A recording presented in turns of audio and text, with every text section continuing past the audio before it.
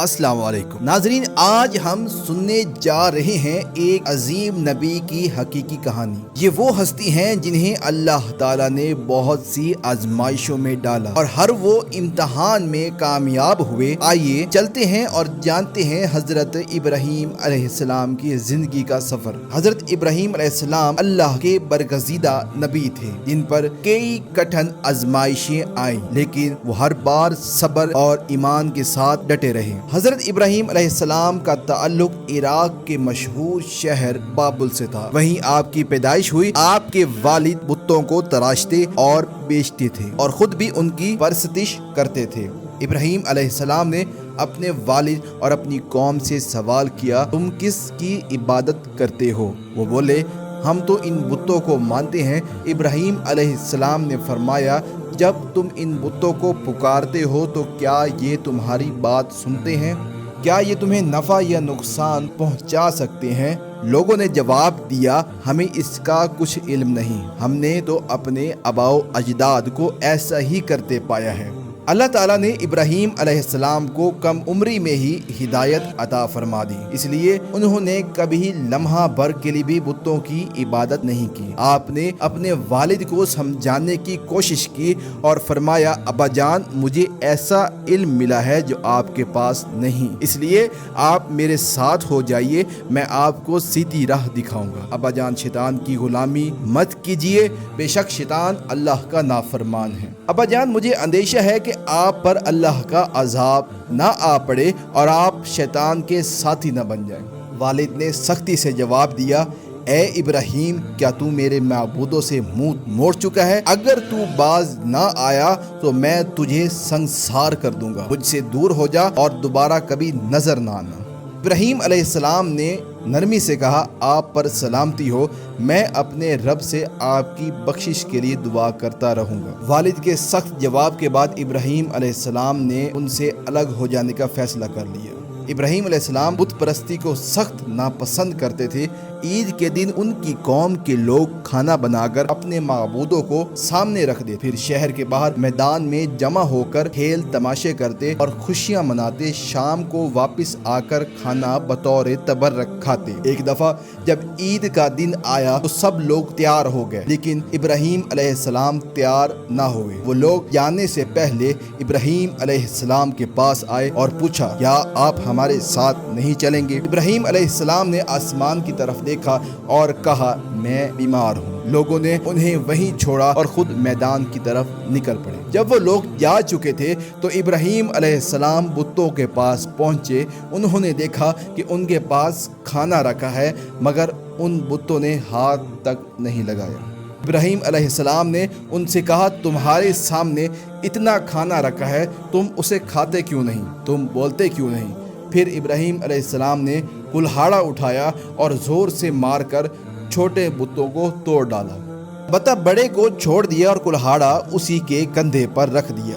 جب لوگ واپس آئے تو یہ منظر دیکھ کر حیران رہ گئے۔ انہوں نے کہا، سب کچھ اکٹھا کرو اور ابراہیم کو بھی بلاؤ تاکہ پوچھا جائے یہ سب کس نے کیا۔ ابراہیم علیہ السلام کو حاضر کیا گیا تو لوگوں نے پوچھا، اے ابراہیم، کیا تم نے ہمارے معبودوں کے ساتھ یہ حرکت کی ہے؟ ابراہیم علیہ السلام نے جواب دیا، یہ سب تو بڑے بت نے کیا، اس سے پوچھ لو۔ لوگ تھوڑی دیر سوچ میں پڑ گئے اور بولے، اے ابراہیم، تمہیں معلوم ہے یہ بول نہیں سکتے۔ ابراہیم علیہ السلام نے کہا، تو پھر تم ایسے معبودوں کو کیوں پوجتے ہو جو نہ بول سکتے ہیں، نہ فائدہ دے سکتے ہیں، نہ نقصان پہنچا سکتے ہیں؟ کیا تم عقل سے کام نہیں لیتے؟ لیکن لوگ اپنی ہٹ دھرمی پر قائم رہے اور فیصلہ کیا کہ ابراہیم علیہ السلام کو سخت سزا دی جائے گی۔ قوم کے لوگوں نے ایک کھلے میدان میں کئی دن تک لکڑیاں جمع کی اور پھر ان میں آگ لگا دی۔ آگ بھڑکی تو انہوں نے ابراہیم علیہ السلام کو رسیوں سے باندھ کر اس میں ڈال دیا۔ اس موقع پر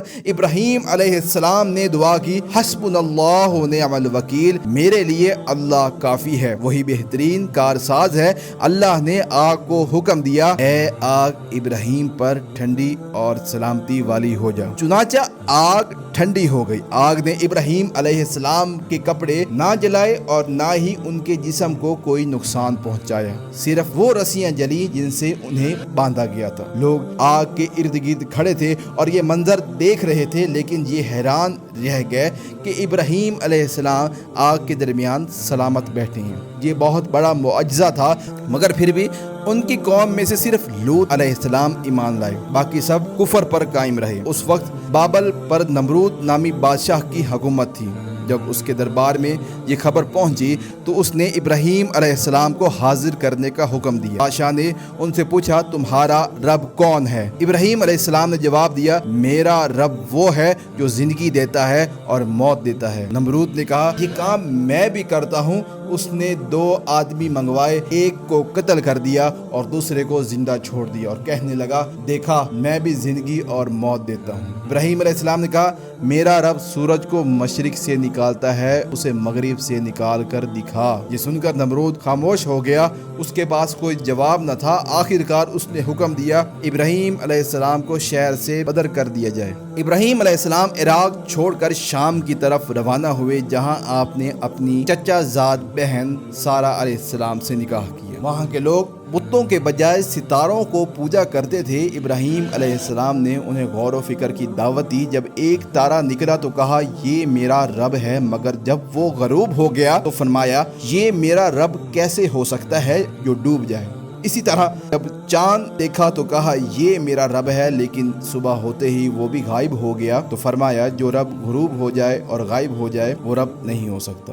پھر جب سورج طلوع ہوا تو کہا، یہ سب سے بڑا ہے، لیکن جب بھی وہ ڈھل گیا تو فرمایا، میں ان سب سے بیزار ہوں، میرا رب وہ ہے جس نے آسمان و زمین کو بنایا۔ لیکن لوگ پھر بھی ایمان نہ لائے۔ ابراہیم علیہ السلام نے وہاں سے بھی ہجرت کی اور مصر پہنچے۔ مصر کا بادشاہ سارہ علیہ السلام کی خوبصورتی کی وجہ سے انہیں محل میں بلوانا چاہتا تھا۔ جب بادشاہ نے سارہ علیہ السلام کی طرف ہاتھ بڑھایا تو اللہ نے اس کا ہاتھ چھل کر دیا۔ 3 مرتبہ ایسا ہوا، پھر بادشاہ نے وعدہ کیا کہ وہ انہیں عزت سے واپس بھیج دے گا۔ اس نے سارہ علیہ السلام کو اپنی بیٹی ہاجرہ بطور خادمہ دی۔ بعد میں ہاجرہ علیہ السلام کا نکاح ابراہیم علیہ السلام سے ہوا اور اللہ نے انہیں بیٹے اسماعیل علیہ السلام کی نعمت عطا کی۔ اللہ کے حکم سے ابراہیم علیہ السلام نے ہاجرہ اور ننھے اسماعیل کو مکہ کی بے آب و گیا وادی میں چھوڑ دیا۔ جب پانی ختم ہوا تو ہاجرہ علیہ السلام نے بے قرار ہو کر صفا اور مروہ کے درمیان 7 بار دوڑی۔ اللہ کو ان کی یہ ادا پسند آئی، اس لیے آج تک حج اور عمرے میں صفا و مروہ کی وسیع رکھی گئی۔ اس وقت جبرائیل علیہ السلام نے زمین پر مارا اور زمزم کا چشمہ پھوٹ نکلا۔ اسماعیل علیہ السلام مکہ میں پروان چڑھتے رہے۔ پھر ابراہیم علیہ السلام کو خواب میں بھی بیٹے کی قربان کرنے کا حکم ملا۔ اسماعیل علیہ السلام نے کہا، ابا جان، جو حکم ملا ہے اسے پورا کیجیے، انشاءاللہ آپ مجھے صبر کرنے والوں میں پائیں گے۔ ابراہیم علیہ السلام نے چھری چلائی، مگر اللہ کے حکم سے اسماعیل کی جگہ جنت سے ایک تنبا بھیج دیا گیا۔ یہی وہ واقعہ ہے جس کی یاد میں آج بھی مسلمان قربانی کرتے ہیں۔ بعد میں اللہ ابراہیم علیہ السلام کو بیٹے اسحاق علیہ السلام کی خوشخبری دی۔ پھر ابراہیم اور اسماعیل علیہ السلام کو کعبہ کی تعمیر کرنے کا حکم ملا۔ انہوں نے حجر اسود کو جنت سے لایا اور بیت اللہ کی بنیادیں بلند کی۔ ابراہیم علیہ السلام نے عرفات پہاڑی پر کھڑے ہو کر حج کا اعلان کیا۔ اللہ نے ان کی آواز کو تمام انسانوں تک پہنچا دی، اس لیے آج تک لوگ حج کے لیے بیت اللہ آتے ہیں۔ حضرت ابراہیم علیہ السلام نے 175 سال کی عمر میں وفات پائی۔ آپ پر امتحانات بہت سارے تھے، مگر کامیاب ہوئے اور اللہ نے آپ کو خلیل اللہ کا لقب دیا، یعنی اللہ کا دوست۔ پیارے ناظرین، اگر آپ کو داستان پسند آئی ہے تو ویڈیو کو لائک کریں اور اپنے خاص دوستوں میں اور خاص لوگوں میں ضرور شیئر کیجیے۔ اللہ حافظ۔